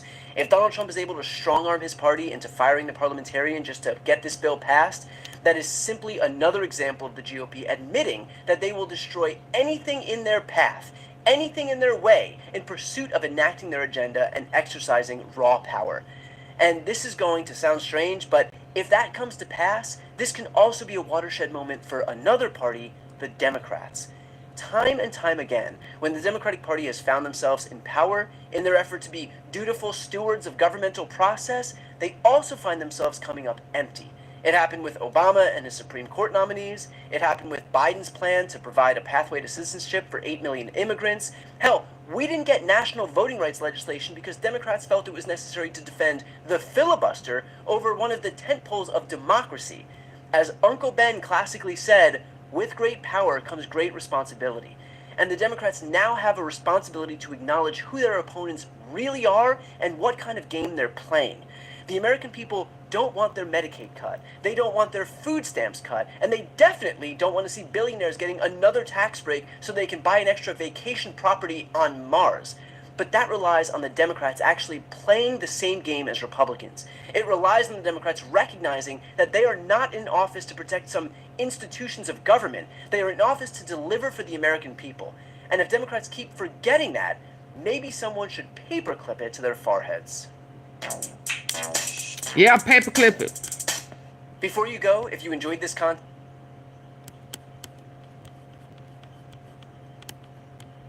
Paperclip it. Stick it right on his forehead. Pull that hair back.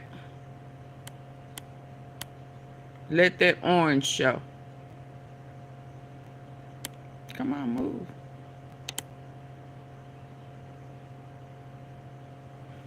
Why is it not moving?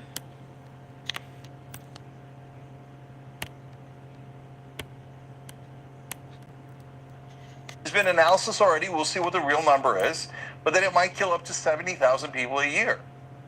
But the people making above and let's be clear, the only reason why my chat ain't full of megas, it was because this is just because there are non-African American people, a lot of them that's on Medicaid. You understand? So it would affect them as much as it affect everybody else. So that is the only reason they not in here blowing up my chat. Yeah, because it affects they mama, they family, they granny. Yeah, that's the only reason. Ha! Let's be clear. Let's be clear. A year need another $1.1 trillion. Do they? Do they really need it that much? Get rid of the giant bills, okay? The omnibus bills, the continuing resolutions, and even the big, beautiful bill. Why not put that on the floor one at a time? I agree. And then that way, you can go to your representative or your senators and say, why did you vote for that? Hold on, I'll be right back, sir. Hold on, I got something else. Hold on. Hold on. Before I get too sleepy, I gotta play this one. I gotta play this one. Ooh, I gotta play this one. Where is that? Where is that? Where is that? Where is that? No, that's not it. Hold on. This one. Was the findings of 2 separate federal juries in New York. Donald Trump didn't like it. New York. New York City. Again?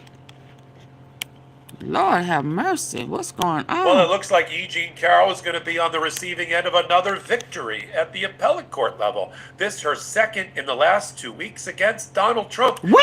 That's Eugene Carroll 3, Donald Trump 0, about his sexually abusing her and defaming her not once but twice, though that was the findings of 2. Not DT. Not DT. I mean, I know Donald Trump can't lose another lawsuit by sticking his hands in somebody's panties. What? What? Yeah. DT? Man, you lying to me. He done lost another lawsuit in New York. Huh? Him and Diddy must be friends. What? You lying to me, DT. Yeah, let's listen up. Maga, you be taking cookies? Magna. Yeah, so is that a part of making America great again? Cheating on your wife? And getting sued by somebody because you done took her cookies? Yeah. Yeah. So y'all desperate. Losers. Can't get a real woman to give it to you. You gotta take it. I get it. Level. This is her second in the last 2 weeks against Donald Trump. That's He's a PDF file. Donald Trump 0 about his sexually abusing her and defaming her not once but twice. Though that I would have got that just for you, Seaborn. Federal juries in New York. Donald Trump didn't like it. Donald Trump ran to the appellate court 2 weeks ago to argue that the United States of America should intervene in the case because he was in the course and scope of his duties, and therefore he's not liable for the judgment. And the three-judge panel, Judge Merriman, Judge Chen, and Judge Khan, all said, you're wrong. So just 2 weeks ago, they said the United States of America is not substituting into this case. What else you got?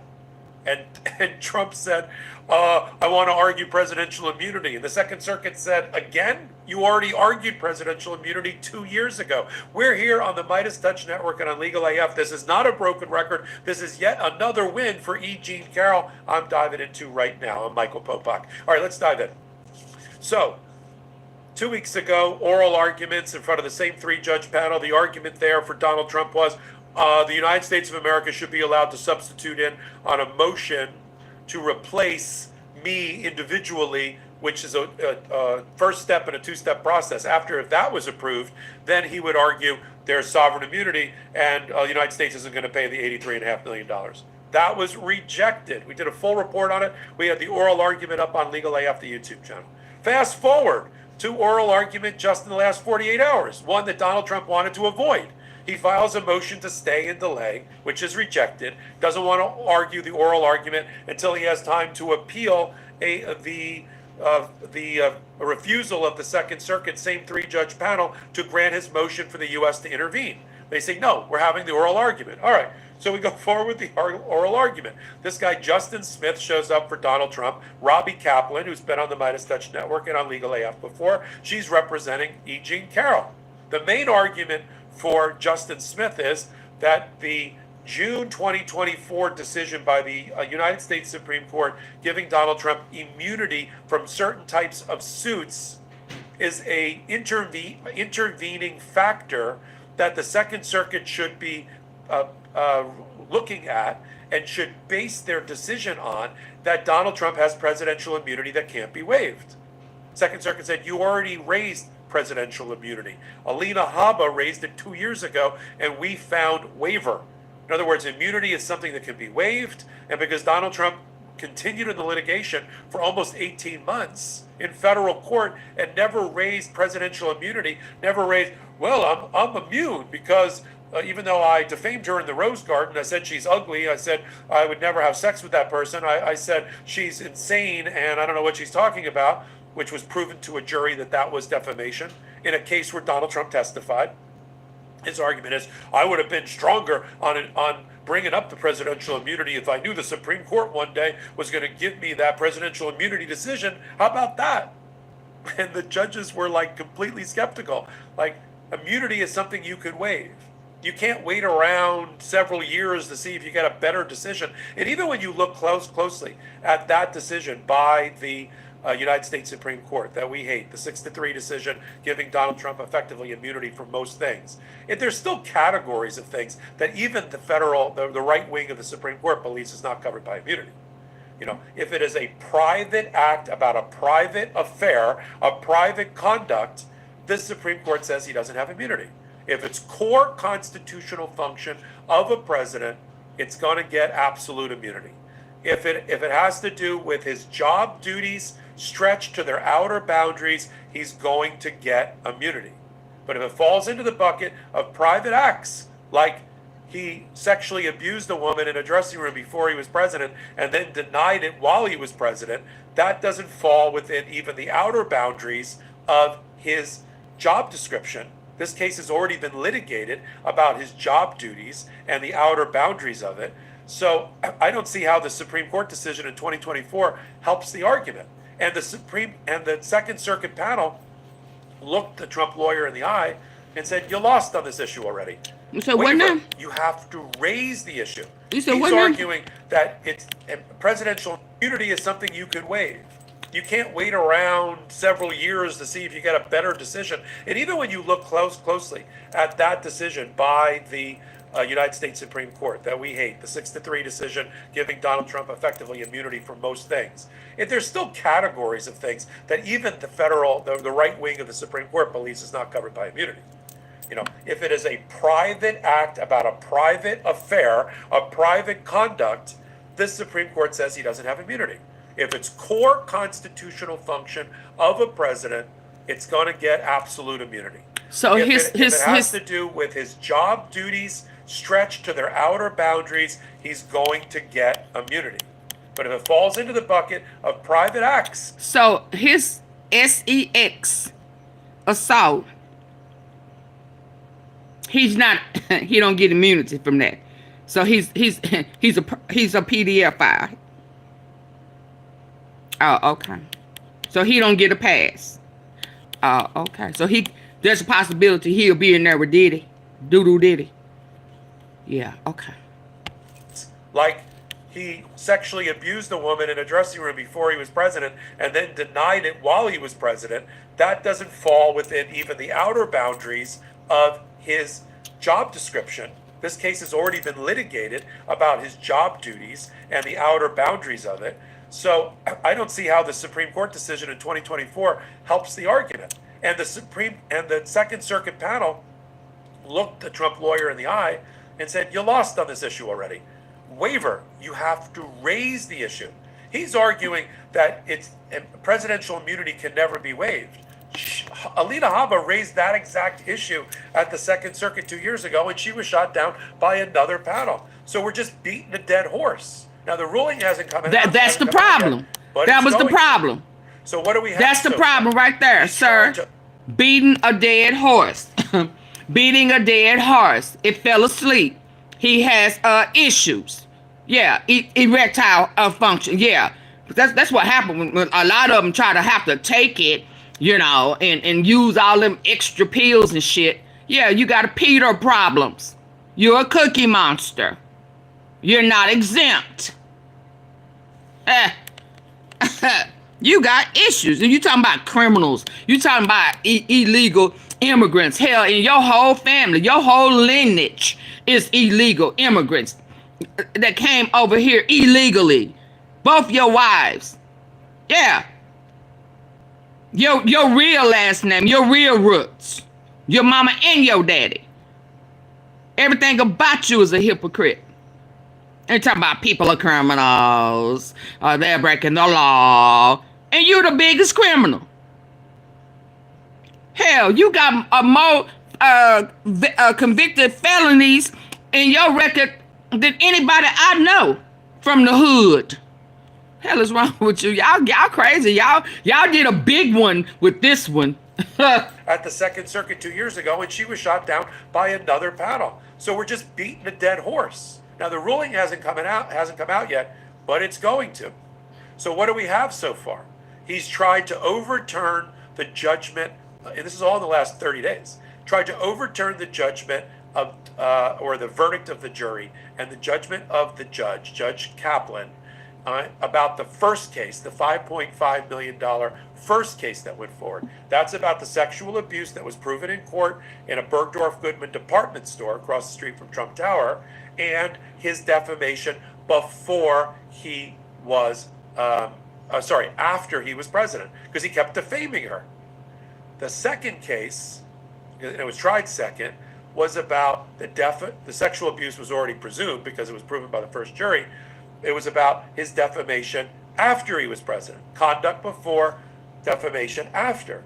His argument is, well, the press was asking him questions. He had to defend himself because the presidency demanded it. Well, that's not how presidential core function or even stretch to its outer boundaries work. So let's cut to the chase. Here's what's going to happen. This appellate panel, which is the same appellate panel that just ruled against Donald Trump on a related matter, not allowing the United States to substitute in and take out the judgment, if you will, is going to rule. Judge Merriman, Judge Chen, and Judge Kahn are going to rule that Donald Trump waived his presidential immunity, and the fact that the Supreme Court entered some other immunity decision later on doesn't matter. Donald Trump will then try to take both of these issues up to the United States Supreme Court. It's about a civil matter, about a sexual abuse, and large civil judgments. I'm not sure even this United States Supreme Court bails out Donald Trump related to that. But you know what? If I was him, this is crazy to me. Yeah, I had it in play, but since oh boy thought he was gonna spam my chat, I had to. Well, you love a person who SA women. But I'm gonna say this, and I'm gonna let it play out because I'm gonna go to sleep. If I was you, DT, I wouldn't touch Diddy. Not with this. You better run just like everybody else and let him hang himself by himself. If I was you, I would not even entertain Diddy with all of his issues. With all his narcissistic, I'm the king, I'm entitled, leave it alone, bypass him just like everybody else, because as soon as you touch it, try to touch it, all of your skeletons with this shit right here. Because it don't look like it's going to go away. You've been trying to make this shit go away. It ain't going nowhere. So I suggest you blink your eyes at him and keep on like you don't even see him and leave Diddy alone, and you let yourself deal with all these other L's you done came across this week. That's just my suggestion for you. Presidential core function or even stretch to its outer boundaries work. So let's cut to the chase. Here's what's going to happen. Let's go. This appellate panel, which is the same appellate panel that just ruled against Donald Trump on a related matter, not allowing the United States to substitute in and take out the judgment, if you will, is going to rule. Judge Merriman, Judge Chen, and Judge Kahn are going to rule that Donald Trump waived his presidential immunity and the defamation before he was, after he was president, because he kept defaming her. The second case, and it was tried second, was about the sexual abuse was already presumed because it was proven by the first jury. It was about his defamation after he was president. Conduct before, defamation after. His argument is, well, the press was asking him questions. He had to defend himself because the presidency demanded it. Well, that's not how presidential core function or even stretch to its outer boundaries work. So let's cut to the chase. Here's what's going to happen. This appellate panel, which is the same appellate panel that just ruled against Donald Trump on a related matter, not allowing the United States to substitute in and take out the judgment, if you will, is going to rule. Judge Merriman, Judge Chen, and Judge Kahn are going to rule that Donald Trump waived his presidential immunity, and the fact that the Supreme Court entered some other immunity decision later on doesn't matter. Donald Trump will then try to take both of these issues up to the United States Supreme Court. It's about a civil matter, about a sexual abuse, and large civil judgments. I'm not sure even this United States Supreme Court bails out Donald Trump related to that, but it will probably be. I don't see this as an emergency application. The Department of Justice is not in the case. It's Donald Trump's private lawyers. I think it'll be a regular writ of certiorari application to the United States Supreme Court, combining both of these cases up and trying to get the court's attention. The court will then, over the summer, probably later in August, decide whether they find it interesting and can put it on the docket for the new term that starts the first Monday in October. And then we'll continue to report on it. What happens in the meantime? Does she get her money? No. What happens? Well, he has a bond posted for the $83.5 million that's running with interest. He's got a cash bond posted for the $5.5 million. So she's not going to be injured, although she doesn't get the money. But she's one step closer to getting the money with now the third decision by the Second Circuit against Trump and in her favor. All that's left now is whether the Supreme Court is even going to take up the appeal. They don't have to take up the appeal. First stop on the train is Justice Sotomayor, but with a writ of certiorari, the full 9, and then they'll see if there's 4 people interested in taking the appeal and 5 people to give him relief. Not so sure about that yet. So that we have to go through that last turn of the wheel, and if he loses at the United States Supreme Court, or they don't even take the appeal on either judgment or both judgments, then she can cash in the judgments against the bond. He has 30 days to pay. If he doesn't pay, she knocks on the door of the bonding company, or in the case of the cash bond, deposited with the clerk of the court, to the clerk of the court, and she will get paid in 2025, or more likely in sometime in 2026. We'll cover it here on the Midas Touch Network and on Legal AF. I'm Michael Popak. All righty. Woo-wee, y'all. Oh my God. What time is it? Do we got time for one more? Oh my God. Oh my God.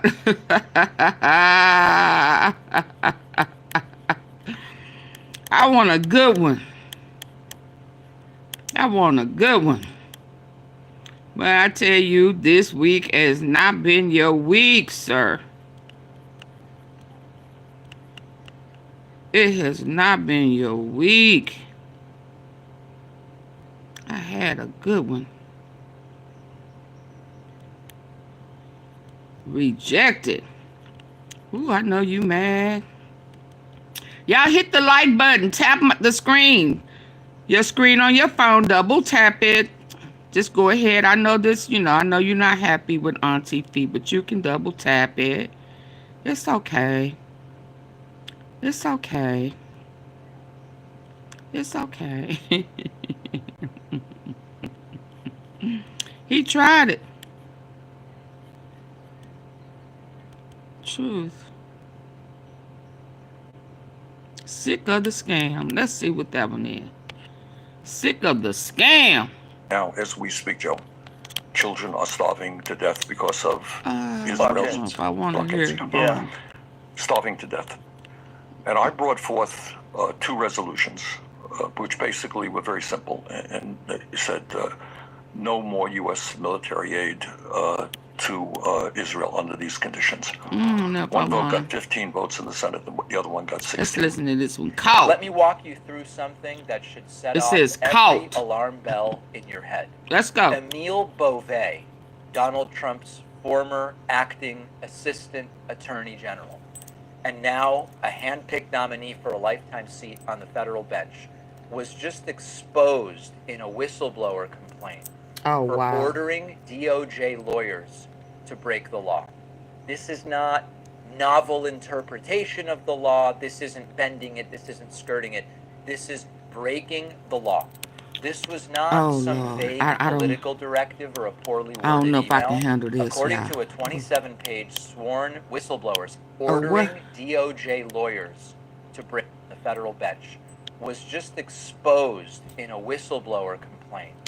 The federal bench was just exposed in a whistleblower complaint for ordering DOJ lawyers to break the law. This is not novel interpretation of the law. This isn't bending it. This isn't skirting it. This is breaking the law. This was not some vague political directive or a poorly worded email. According to a 27-page sworn whistleblower statement, Beauvais explicitly told DOJ lawyers to break the law. This is not novel interpretation of the law. This isn't bending it. This isn't skirting it. This is breaking the law. Was just exposed in a whistleblower complaint for ordering DOJ lawyers to break the law.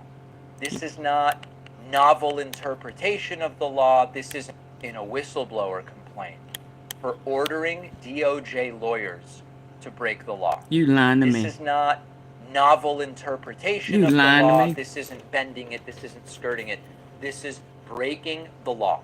This was not some vague political directive or a poorly worded email.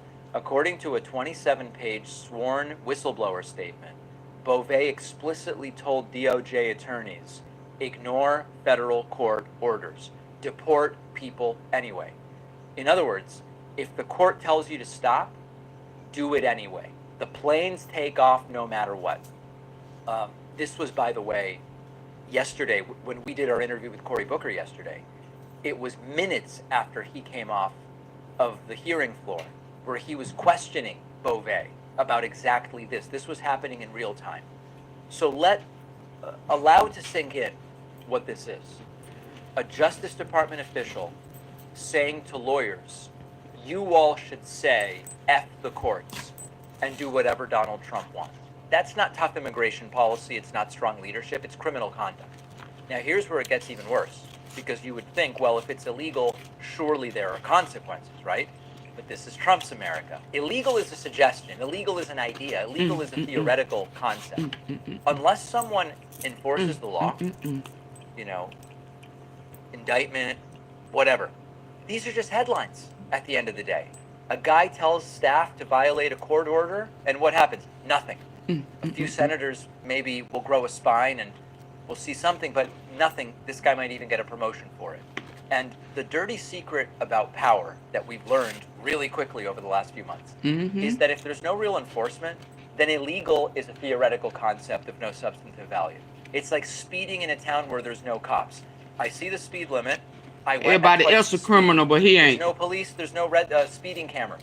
Technically, it's against the law, but how are you going to enforce it? What does it mean it's against the law if there's no enforcement mechanism? And what we've seen under Donald Trump is that they're building a government around. There's no enforcement mechanism to stop us. Now, if we talk about Emile Beauvais a little bit, this is the guy who recently showed up in court asking to dismiss Eric Adams' corruption case, New York City Mayor Eric Adams, not because Adams is innocent, but because Trump wants political favors. Straight up quid pro quo. And this is the sort of thing that used to happen behind closed doors. It now can happen in broad daylight because why not, right? What's the consequence? When DOJ attorney Erez Ruveni tried to tell the truth in court. Hey, y'all, I need for y'all to get the likes up on this one. This one needs to get in the algorithm. This video right here needs to get in the algorithm. Double tap your screen on your phone or hit the like button on your computer, please. This is too much. The deceit is just blowing my mind. I can't even go to sleep. This deception. Oh my God. We'll grow a spine and we'll see something, but nothing. This guy might even get a promotion for it. And the dirty secret about power that we've learned really quickly over the last few months is that if there's no real enforcement, then illegal is a theoretical concept of no substantive value. It's like speeding in a town where there's no cops. I see the speed limit. I went at twice the speed. There's no police. There's no red speeding cameras. Technically, it's against the law, but how are you going to enforce it? What does it mean it's against the law if there's no enforcement mechanism? And what we've seen under Donald Trump is that they're building a government around. There's no enforcement mechanism to stop us. Now, if we talk about Emile Beauvais a little bit, this is the guy who recently showed up in court asking to dismiss Eric Adams' corruption case, New York City Mayor Eric Adams, not because Adams is innocent, but because Trump wants political favors. Straight up quid pro quo. And this is the sort of thing that used to happen behind closed doors. It now can happen in broad daylight because why not, right? What's the consequence? Right. When DOJ attorney Erez Ruveni tried to tell the truth in court, he was told to lie and to go back and change the filing, to commit perjury. And when he refused, they fired him. Because again, in this world, the truth gets you punished, lying gets you promoted. And now that guy, Emile Beauvais, is up for a lifetime seat on the Third Circuit Court of Appeals. He said, ignore the judiciary. He wants to be the judiciary. If you pitch this as fiction, studio executives would go, it's too on the nose. It's just not believable enough. And if you want to talk about irony, the very courts that Beauvais wanted to ignore, those are the courts that he might soon command. It's sort of like hiring an arsonist to run the fire department. It's sort of like putting someone in charge of a government agency that they don't think should exist, which, by the way, is exactly what Donald Trump does. Let's not kid ourselves. If the Senate signs off on this, if Republicans nod and smile and do their advice and consent, and they're not going to do anything about it, they really aren't just complicit, they're co-conspirators. And the truth is that Now there go that word, co-conspirator. Not an outlier. Trump surrounds himself with people who hate the agencies that they... Let's not kid ourselves. If the Senate signs off on this, if Republicans nod and smile and do their advice and consent, and they're not going to do anything about it, they really aren't just complicit, they're co-conspirators. And the truth is that Beauvais is the blueprint, not an outlier. Trump surrounds himself with people who hate the agencies that they are meant to lead. And now this is what we are up against. If you are the kind of Republican senator, as many are, who say that they respect the Constitution, here's your moment, right? If you confirm a guy who told DOJ lawyers, you're saying the Constitution is optional and that law and order was just a campaign slogan, which of course we know Just a campaign slogan. We've seen what happens when people like Judge Eileen Cannon get lifetime appointments. Law and order was not meant for them. I keep telling my tea sippers. It's not to be enforced by them. Don't use it on me. It's not law and order on me. It's law and order on them. I'm gonna break the law. I'm gonna make the law and I'm gonna break them. It don't apply to me. Oh, let's be clear. I've been trying to tell y'all.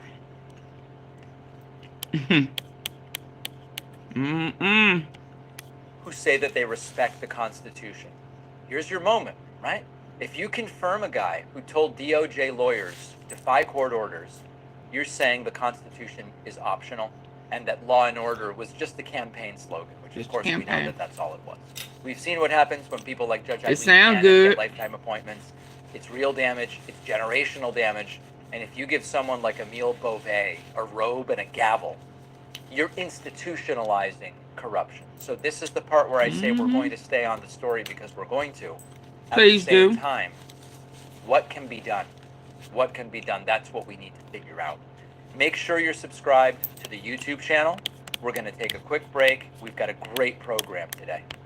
You know, for weeks now, discussions have focused on Trump's big, beautiful bill and its potential Medicaid cuts. However, a far more dangerous, overlooked provision in the bill exists. At ground.news/Pacman, you'll discover what MAGA lawmakers quietly included, a provision that could block federal judges from enforcing court orders unless a bond is posted. And if this passes, it could render Trump above the law. This is a critical detail. It's largely unknown, and it really exemplifies this flood zone strategy of the Trump administration. Now, this is why ground news is essential. It really is the best way to uncover buried information by showing you not just the story, but its origins across the political spectrum. You can see bias ratings, credibility scores, coverage timelines, and their browser extension also will flag potential bias when you're on a news site, sort of guiding you to more reliable sources for fact checking. Ground News gives you a smarter and more reliable way to stay informed. I'm partnering with them to give you 40% off okay, listen, I'll be back. Plan, let me stop this one $5 a month. Visit and start another live. I'll be back.